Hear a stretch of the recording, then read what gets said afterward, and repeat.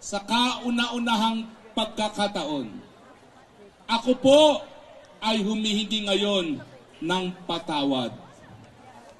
Kauna-unang beses ko po tumayo sa entablado dito sa Davao del Norte kasama ang ating Kuya Gob. Kasama ang ating Speaker Pantaleon Alvarez. Dahil gaya po ni Atty. Glenn Chong, gaya ni Atty. Vic, gaya ng 31 million Pilipinos, isa po ako sa nabudol nung nakalipas na taon. Tao lang naman po ako, gaya ninyo, kaya nabudol. Ang akala ko, ang pagiging presidente, madadala sa pagkabubuting tao, pagkabait ng isang tao.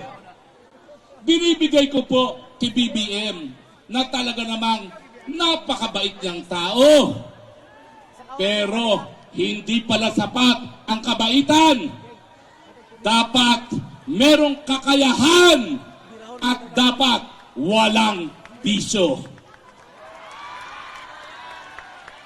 Gaya ng 31 million ng mga Pilipino, ang sabi ko, gaya ng Special Atte to the President, Senator Amy Marcos, bihira na mabigyan ng isang pamilya ng pangalawang pagkakataon.